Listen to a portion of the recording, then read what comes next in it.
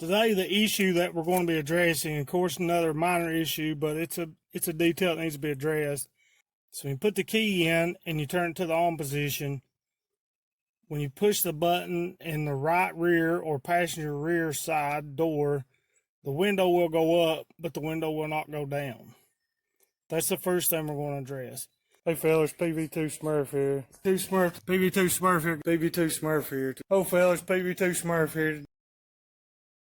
The driver's side master window switch, I can pull the window in the right rear down and up. Problem is in the back, it will allow it to go up but not down. Let me demonstrate.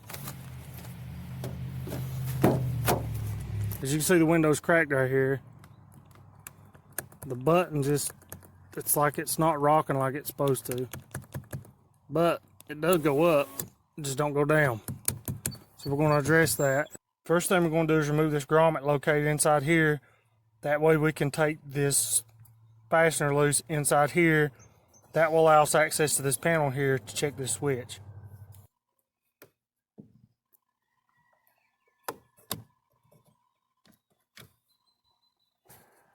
The screw located behind this grommet here is a T20.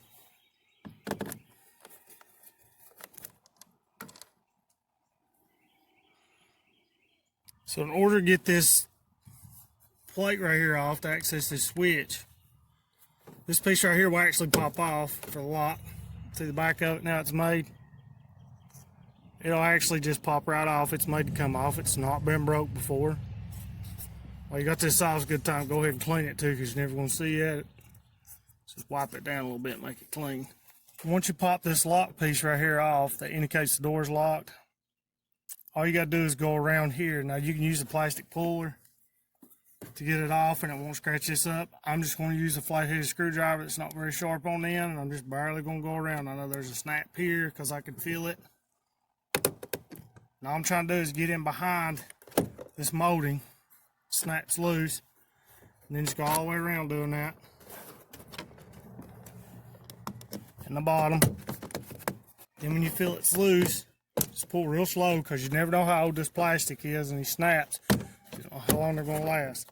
When you get it to where it's going to come loose, you have to open the door handle like this, like you're opening a door. When you do that, you'll be able to slide this out, and this gives you access to this panel to be able to take it off.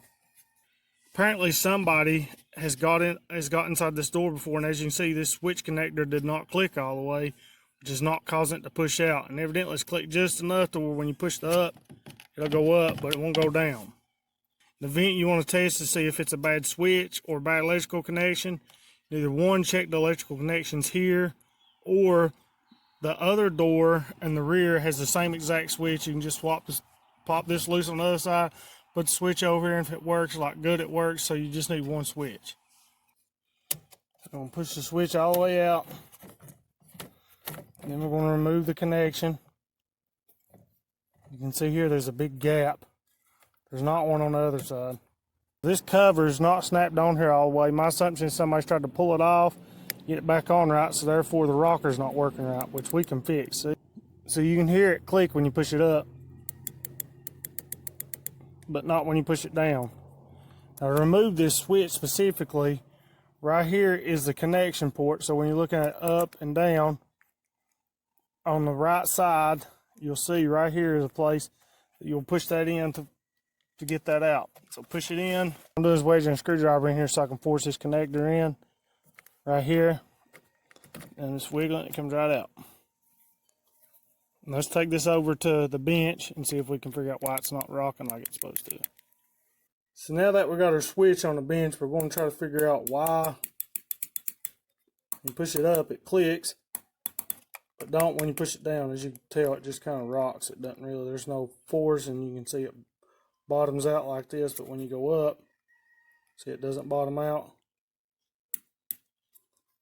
So to get this switch cover off, underneath here, and then on the back side, it's the same thing. We just want to pop that up so that way we can slide that cover off. I'm using a screwdriver. We'd probably make a tool for it. But knowing you probably got a screwdriver and you're thinking, that's a pretty good idea. We should do that. Well, me too. And just by looking, I can tell you why. The bottom one, if you look, you see this terminal here? It's on there. As you can see by this right here, it's missing. What happens is somebody's took this apart. They've lost this connector that goes on the bottom one. And so it's not allowing the switch. It's not that the switch is bad, it's just not allowing it to do it. So we can test the switch, but it doesn't do any good unless we can get something that'll actually force this down in this hole here so it will work. As you can see now, it's on the bottom one. So, put our switch back together. Now you notice the top one, it's not working, but down does work. Now we go back to the car and you can test it. Does the window go down now?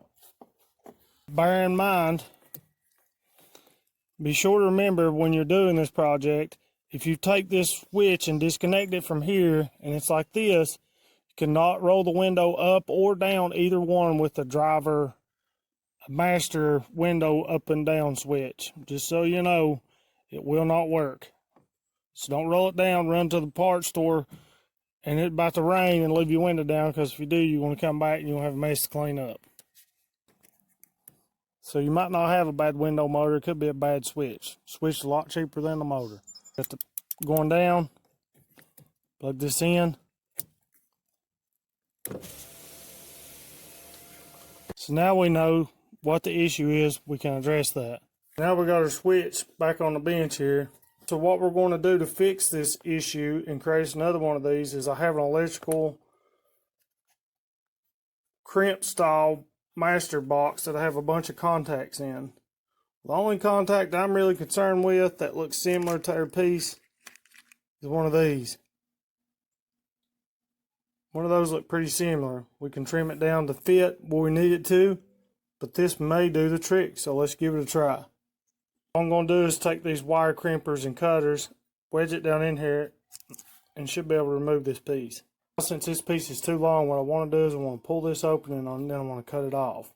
So that way it mimics the same shape as the piece we already have, so that way it's the same height. As you can see, you just need to cut a little bit of it off. Let's do that.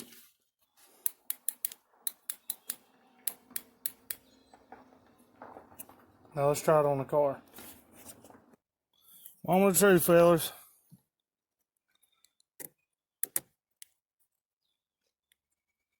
Up, down. Looks like a winner to me. The second thing that we're going to address while we're here today is the sound. So what happens is all the speakers work except for the same one on the same door. So I can't show you that because I'm worried about copyright of music and things. YouTube taking the video down, but you'll just have to take my word for it. Should be similar to taking the panel loose like we did on the driver door, as well as this speaker side here is not working.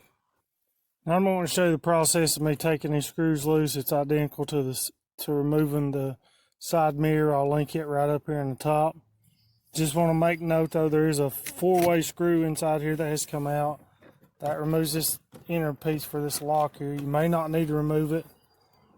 There's a 4-way screw right here in the vent, you have to remove it. These outer bolts on this one back here, I'm not sure if they're the same, but they're T15s. And I'm just going to go around the door and take it loose. Just like I mentioned before, for removing all these T15 outside, there's 2 here. The 2 on the bottom and like the front, I think they went through the bottom. These actually go this way on the bottom of the door, and then there's 2 on the end right over here. Don't forget to remove this cover to get this off. Underneath it here is a hole. There's one on the bottom. When you do that, that'll help you pry this forward enough. Now remember, just like the front, these are not Torx bits. These are actually a 1/4 inch. Have this adapter that goes on the end of this multi-purpose screwdriver. Allows me to snap socket on it. If you don't, you can use a wrench, either one.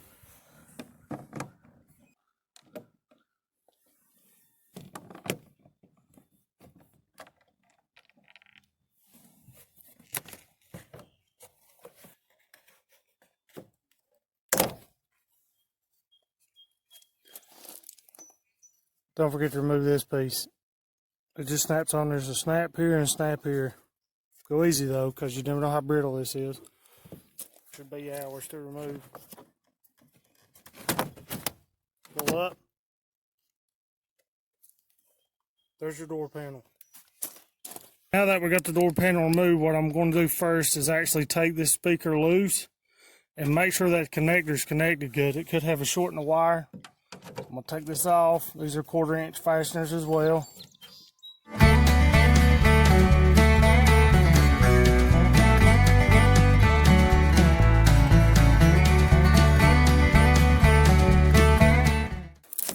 Now the speaker is ours.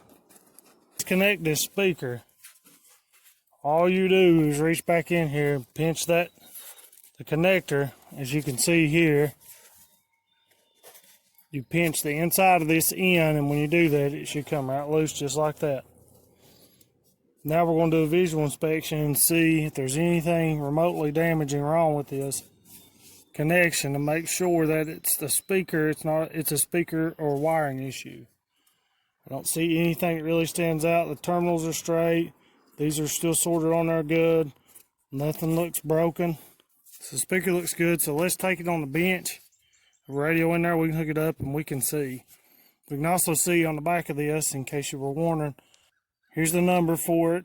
Part number, 4 ohms, 25 watts. All right, fellas, after I bench tested the speaker inside on my stereo system, it worked just fine. Come back out here.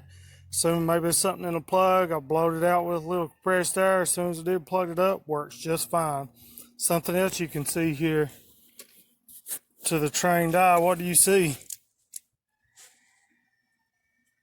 Exactly, somebody's got in here and replaced this door and they've painted it. As you can see, the original door was that burgundy maroon looking color. They painted it. My assumption is they're the ones that probably lost the piece to the switch we had to make, and they also didn't plug the speaker in all the way, or they were dirt in it. Either which way, simple fix, didn't cost anything. Already had tools on hand, things like this, or just odd and end little things that when you find time you should do. And so we found time and we did it. Either which way, I want to thank y'all for tuning into the video. If I have anything that I missed, could have done a little bit better or whatever, let me know in the comment section below. As always, guys, remember, your rig, your call.